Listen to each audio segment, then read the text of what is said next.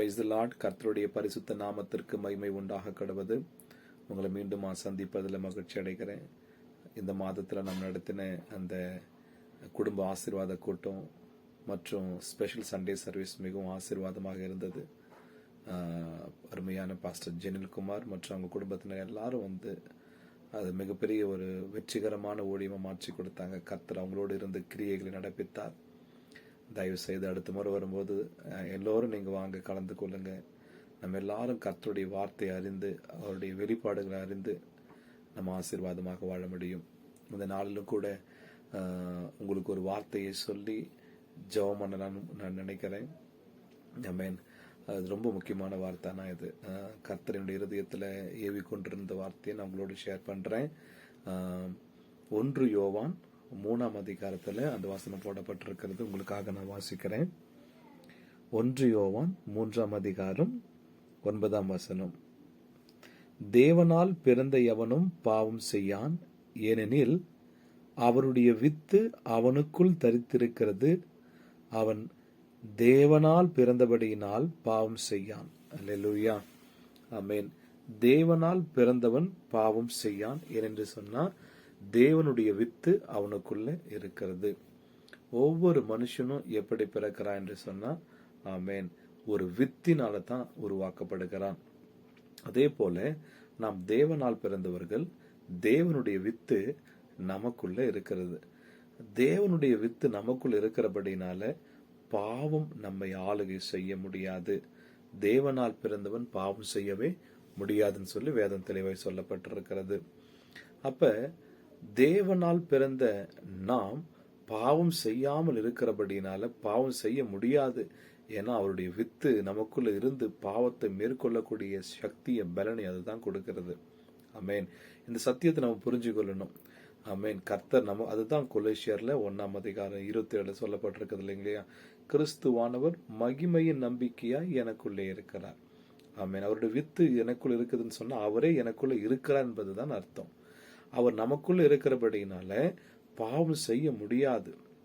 அல்லேலூயா, ஆமென். ஏன் இன்னைக்கு இந்த பாவத்தை குறித்து பேசுறோம்? இன்னைக்கு அநேக வாலிபர்கள் இடறி விழுவதற்கான காரணமே இந்த வாலிப பிரயாயத்துல அவங்க மாம்சத்தோடு போராடுகிற ஒரு யுத்தம். இதுல அநேகர் விழுந்து போயிடுறாங்க, அநேகர் ஜெயிக்கிறாங்க. சில பேர் ஜெயிக்கிறதுக்கு ஆண்டவரே உங்க பலனை தாங்கன்னு கேட்டுக்கொண்டிருக்கிறாங்க. இருக்கிறதுல இந்த வாலிப பிரயாயம் தான் மிகவும் முக்கியமான பிரயாயம். இந்த வாலிப வயதுல தான் அநேக பிள்ளைகளுக்கு சோதனை. ஏன்னு சொன்னா பிசாசு கண்டிப்பா அவங்களை ரொம்ப டார்ச்சர் பண்ணி கொண்டிருக்கிறான். இந்த நேரத்துல கர்த்தர் இன்றைக்கு எல்லா வாலிபர்களையும் மற்றும் இந்த செய்தியை கேட்டுக்கொண்டிருக்கிற எல்லாரையும் கர்த்தர் பார்த்து சொல்லுகிறார், என்னுடைய வித்து, அதாவது இயேசு கிறிஸ்துவனுடைய வித்து, ஜீன், DNA உங்களுக்குள்ள இருக்கிறது. அல்லேலூயா, நமக்குள்ள இருக்கிறது. அது என்ன பண்ணும்? சும்மா இருக்க போறதுல இயேசப்பாவுடைய ஜீவன் நமக்குள்ள இருக்கிறபடினால நாம் பாவம் செய்ய முடியாது. வாலிபர்களா இருக்கிற நாம், நீங்க பயப்பட தேவையில்லை. எப்படி நான் அந்த பாவ சோதனைகளை மேற்கொள்ளுவேன், எப்படி இந்த பிசாசன் தந்திரங்களை முறியடிப்பேன்னு சொல்லி நீங்க யோசிக்க தேவையில்லை. அது உங்களால முடியாது. ஆமென். அதனாலதான் ஏசப்பா சொல்றாரு, நான் உங்களுக்குள்ளதான் இருக்கிறேன், நான் உங்களை விட்டு விலகுவதும் இல்லை, உங்களை கைவிடுவதும் இல்லை. என்னுடைய வித்து உங்களுக்குள்ளே நிலைத்திருக்கிறபடினால, நீங்க என்னால பிறந்திருக்கிறபடினால, ஆமென், பாவம் உங்களை மேற்கொள்ளவே முடியாது. அல்லேலூயா. இந்த ஏன் பாவத்தை குறித்து சொல்றேன்னு சொன்னா, இந்த பாவம் சாதாரணமான விஷயம் இல்லைங்க. பாவம் மரணத்தை கொடுக்கும். அதுதான் ரோமர் புஸ்தகத்துல சொல்லப்பட்டிருக்கு இல்லைங்களா? பாவத்தினுடைய சம்பளம் மரணம் என்று சொல்லப்பட்டிருக்கிறது. ஆமென். கர்த்தருக்கு பிரியமில்லாத எல்லா காரியமும் மரணம் தான். ஆண்டவராகிய இயேசு கிறிஸ்து சொல்றாரு, இந்த பாவம் எப்படி மரணத்தை கொடுக்குது, ஆனா தேவனுடைய கிருபையோ ஜீவனை கொடுக்கிறது. எப்படி அந்த கிருபை கிரியை செய்யுது? அதுதான் அவர் உங்களுக்குள்ள இருக்கிறார் இல்லையா? அவருடைய வித்து உங்களுக்குள்ள இருக்கிறது இல்லைங்களா? ஆமென். பிசாசானவன் பாவத்தை செய்ய வச்சு மரணத்தை கொடுக்கறான். ஏசப்பா தம்முடைய கிருபையினால, ஆமென், நமக்குள்ள இருந்து பாவத்தை மேற்கொள்ளக்கூடிய பலனை தருகிறார், ஜீவனை தருகிறார். ஆமென். அல்லேலூயா. சரிங்க, நம்ம எல்லாரும் தேவனால பிறந்தவங்க. அவருடைய வித்து நமக்குள்ள இருக்கிறபடினால கண்டிப்பா நாம ஜெயிக்க முடியும். ஏன்னா இந்த வித்து சாதாரணமானதல்ல, இது மரணத்தையே விழுங்கி போடுகிற ஆமென் வித்து. இது அழிவில்லா வித்துன்னு சொல்லி வசனம் சொல்லப்பட்டிருக்கிறது. அல்லேலூயா. மீண்டும் உங்களுக்காக அந்த வசனத்தை வாசிக்கிறேன். தேவனால் பிறந்த எவனும் பாவம் செய்யான், ஏனெனில் அவருடைய வித்து அவனுக்குள் தரித்திருக்கிறது, அவன் தேவனால் பிறந்தபடியினால பாவம் செய்ய மாட்டான். அல்லேலூயா. மீண்டுமா 1 பேதுரு 1ஆம் அதிகாரத்தை நாம் எடுத்து வாசிக்க போறோம். முடிஞ்சவங்க என்னோட கூட திருப்பிக் கொள்ளுங்க. 1 பேதுரு 1ஆம் அதிகாரம் 23வது வசனம் நினைக்கிறேன். அல்லேலூயா. இந்த கர்த்தருடைய வார்த்தை சாதாரணமானதல்ல. அங்க சொல்லப்பட்டிருக்கிறது அழிவில்லாத வித்துக்களினாலே நாம் சிருஷ்டிக்கப்பட்டிருக்கிறோம் சொல்லி. 1 பேதுரு 1ஆம் அதிகாரம். அல்லேலூயா. ஸ்தோத்திரம் ஆண்டவரே, உமக்கு நன்றி. 23வது வசனம். அழிவுள்ளாத வித்தினாலே அல்ல, அழிவுள்ள வித்தினாலே அல்ல, என்றென்றைக்கும் நிற்கிறதும் ஜீவனுள்ளதுமான தேவ வசனமாகிய அழிவில்லாத வித்தினாலே மறுபடியும் ஜெனிப்பிக்கப்பட்டிருக்கிறீர்கள். அல்லேலூயா. நாம் மறுபடியும் ஜெனிப்பிக்கப்பட்டிருக்கிறோம் சொல்லி வேத வசனம் சொல்லப்பட்டிருக்கிறது. அல்லேலூயா. எப்படி ஜெனிப்பிக்கப்பட்டிருக்கிறோம்? நம்ம எப்படி மீண்டுமா உருவாக்கப்பட்டிருக்கிறோம்? எப்படி ஒரு புதிய சிருஷ்டியா மாறணும்னு சொல்லி வசனம் சொல்லிருக்குதுன்னா, அழிவுள்ள வித்தினாலே அல்ல, அது என்றென்றைக்கும் நிற்கிறதும் ஜீவன் உள்ளது தேவனுடைய வசனம் என்ற அந்த அழிவில்லாத வித்தினால் மறுபடியும் ஜெனிப்பிக்கப்பட்டிருக்கிறீர்கள். அப்ப வித்துன்னு சொன்னா நம்ம எல்லாம் நினைச்சிட்டு இருக்கிறோம் அதுக்குள்ள உயிர் இருக்கு. அது நம்ம ஜெனட்டிக்கா இல்ல மெடிக்கலா 1008 காரியங்களை சொல்லலாம். ஆனா ஏசப்பா அங்க தெளிவாவே சொல்லிட்டாரு. என்ன தெரியுங்களா? அவருடைய வசனம் என்ற வித்து அலை நமக்குள்ளே இருக்கிறது. ஆமேன். அந்த வசனத்தினால்தான் நாம் மறுபடியும் பிறந்திருக்கிறோம். 1 யோவான் நம்ம படிச்சல இப்ப. ஆமேன். நாம் தேவனால் பிறந்திருக்கிறோம். அவருடைய வித்து நமக்குள்ள இருக்கிறது. அவர் நமக்குள்ள இருக்கிறபடினால பாவம் செய்ய முடியாது. ஆமேன். அவருடைய வித்து நமக்குள்ள இருக்கிறது. நான் என்ன யோசிச்சீங்கன்னு சொன்னீங்கன்னா வேற ஒண்ணு இல்ல, கர்த்தருடைய வசனம் தான் அது ஒரு வித்து. அங்க வசனம் போடப்பட்டிருக்குது பாருங்க. ஆமேன்.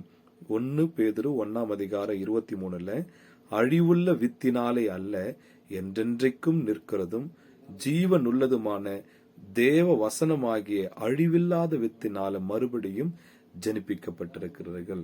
அப்ப வித்துக்கான அர்த்தம் என்ன? ஆமீன். அது தேவனுடைய வசனம், அழிவில்லாதது. அதுக்கு வசனம் வானமும் பூமியும் அழிந்து போகும், கர்த்தருடைய வசனம் ஒரு நாள் அழிந்து போவதே இல்லை. அல்லேலூயா. ஆமேன். அதனால நம்ம மறுபடியும் ஜனிப்பிக்கப்பட்டிருக்கிறோம். இந்த கர்த்தருடைய வித்து, அந்த வசனம் என்கிற வித்து நமக்குள் இருக்கிற பொழுது பாவம் நம்மை மேற்கொள்ள முடியாது. ஆமேன். பாவம் தானே மரணத்தை கொடுக்குது. பாவம் தானே மரணம்னு சொன்னா சரீர மரணத்தை மாத்திரம் இல்ல, எத்தனையோ நம்ம ஒரு முறை பேசின இப்படி. ஆமீன். மரணம் என்பது சரீர பிரகாரமா பாக்குறது இது மாத்திரம் இல்ல, உடம்புல வருகிற மரணம் அல்ல, குடும்ப உறவுகள்ல ஏற்படுகிறது ஒரு மரணம். படிக்க முடியலையா, சரியா படிக்க முடியலையா, அது ஒரு மரணம். ஆமேன். வேலையில சரியா வேலை செய்ய முடியலையா, சம்பாதிக்கிற பணம் வீணா போய் கொண்டிருக்குதா, ஆமேன், வேலையில சமாதானம் இல்லை, இதெல்லாம் ஒரு விதமான மரணம். ஆமேன். மனசுல நிம்மதி இல்லையா, அது ஒரு விதமான மரணம். அல்லேலூயா. உறவுகளுக்குள்ள, கணவன் மனைவிக்குள்ள, தாய் தகப்பனுக்குள்ள, ஆமேன், ஒரு உறவுகள்ல சமாதானம் இல்லை, அது ஒரு மரணம். ஆனா ஆண்டவராக இயேசு கிறிஸ்து சொல்றாரு, மரணத்தை அவர் ஜெயமாக விழுங்கினார். அல்லேலூயா. அதுதான் வசனம் சொல்லப்பட்டிருக்குது, மரணமே உன் கூர் எங்கே, பாதாளமே உன் ஜெயம் எங்கே. கிறிஸ்து மகிமையின் நம்பிக்கை எனக்குள்ள இருக்கிறபடினால, அவருடைய வித்து எனக்குள்ள இருக்கிறபடினால, அழிவில்லாத வித்து எனக்குள்ள இருக்கிறபடினால, அழிவுகள், மரணங்கள், வியாதிகளை எல்லாம் அது விழுங்கி போடும். ஏன்னா இதுக்கு அழிவே இல்லை, இந்த வசனத்துக்கு அழிவே இல்லை. அல்லேலூயா. அது என்றென்றைக்கும் ஜீவனுள்ளது. அது ஒரு நாளும் என்ன பண்ண முடியாதுன்னு சொன்னா அழிக்க முடியாது. அதுதான் மத்ததை அழிக்கும். அதான் வசனம் சொல்லப்பட்டிருக்கு இல்லையா, அவர் தன்னுடைய மரணத்தினாலே மரணத்தை ஜெயித்தார். அல்லேலூயா. மரணத்தை ஜெயித்தவர் அவர். மரணம் அவரை ஆண்டு கொள்ள முடியல. அல்லேலூயா. மரணம் இயேசுவை மேற்கொள்ள முடியாது. ஆமென். அவர் ஜீவனுள்ள ஜீவாதிபதி. அந்த ஜீவாதிபதி வசனம் என்ற வித்தினாலே நமக்குள்ள இருக்கிறார். ஏன் இருக்கிறாரு? பாவத்தின் விளைவாய் வரக்கூடிய எல்லா மரணங்களையும் ஜெயிப்பதற்காக. உங்களுடைய என்னுடைய வாழ்க்கையில் இருக்கிற மரண காரியங்களை கர்த்தர் ஆமென் ஜெயிக்கும்படிக்காக அவர் நமக்குள்ளே இருக்கிறார். ஆமென்.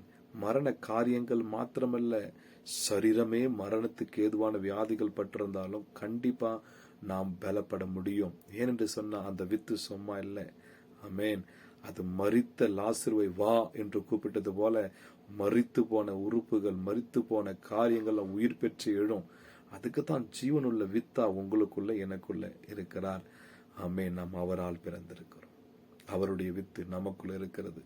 இதே நம்ம யோவான் எழுதின இந்த 1 யோவான் நீங்க பாத்தீங்கன்னா கடைசி அதிகாரத்துல ஆமென் 1 யோவான் ஆமென் 5ஆம் அதிகாரம் 4ஆம் வசனம் நினைக்கிறாமா. 1 யோவான் 5ஆம் அதிகாரம் 4ஆம் வசனம் இப்படி சொல்லப்பட்டிருக்குது, நாம் தேவனால் பிறப்பதெல்லாம் உலகத்தை ஜெயிக்கும், நம்முடைய விசுவாசமே உலகத்தை ஜெயிக்கிற ஜெயம். அல்லேலூயா. எவ்வளவு சூப்பரா சொல்லப்பட்டிருக்கு பாருங்க. தேவனால் பிறப்பதெல்லாம் உலகத்தை ஜெயிக்கும், நம்முடைய விசுவாசமே உலகத்தை ஜெயிக்கிற ஜெயம். ஆமென். தேவனால் பிறப்பதெல்லாம் உலகத்தை ஜெயிக்கும்.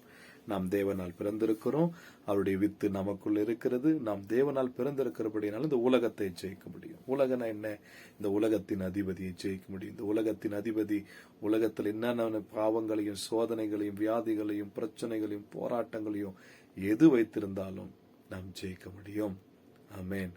தேவனால் பிறப்பதெல்லாம் உலகத்தை ஜெயிக்கும். உலக பாவங்களை, உலக இச்சைகளை, உலகத்துல காணப்படுகிற பிசாசின் ஆளுகைகளை ஜெயிக்கும். ஆமென். இன்றைக்கு உங்களுக்கு ஒரு நம்பிக்கை வரட்டும். ஆமென். நான் அழிவில்லாத வித்தினால் ஜனிப்பிக்கப்பட்டிருக்கிறேன். வசனம் என்கிற வித்து எனக்குள் இருக்கிறது. நான் தேவனால் பிறந்தவன், அவருடைய வித்து எனக்குள் நிலைத்திருக்கிறது. ஆகையினால நான் மரணத்தை ஜெயிப்பேன். ஆமென். மரண காரியங்களை ஜெயிப்பேன். சரீரத்துல காணப்படுகிற வியாதிகளை ஜெயிப்பேன். வேத வசனம் சொல்லியிருக்கிறது, தேவனால் பிறந்ததெல்லாம் உலகத்தை ஜெயிக்கும். நான் தேவனால் பிறந்தவன், அவருடைய வித்து ஜீவனுள்ள வித்து, தேவனுடைய வித்து எனக்குள் இருக்கிறது. நான் ஒரு நாளும் தோற்று போக மாட்டேன். ஆமென். மரணமே உன் கூரெங்கே, பாதாளமே உன் ஜெயம் எங்கே? கர்த்தராகிய இயேசு கிறிஸ்து அழிவில்லாத வித்தால் என்னை சிருஷ்டித்திருக்கிறார். அவருடைய வசனத்தினால் நான் மீண்டும் மறுபடியும் பிறந்திருக்கிறேன். ஆகையினால வாத என் கூடாரத்தை அணுகாது, பொல்லாப்பு எனக்கு நேரிடாது. மரணத்துக்கு அதிகாரியான சாத்தானை கர்த்தர் தனது மரணத்தினால் ஜெயித்து விட்டார். ஆகையினால் மரணம் என் வாழ்க்கையில் கிரியை செய்ய முடியாது. அல்லேலூயா. உங்களுடைய வாழ்க்கையில் கிரியை செய்ய முடியாது. ஜீவனுள்ள வித்தினால நீங்கள் சிருஷ்டிக்கப்பட்டிருக்கிறீங்க. வசனத்தினால சிருஷ்டிக்கப்பட்டு புது சிருஷ்டியா மாற்றப்பட்டிருக்கிறீங்க. கிறிஸ்துவானவர் மகிமையின் நம்பிக்கையாய் உங்களுக்குள்ளே இருக்கிறார். மரணம் இனி உங்களை ஆண்டு கொள்வதில்லை. ஆமென். God bless you. கர்த்தர் உங்களோட கூட இருக்கிறார். ஆமென். ஆமென்.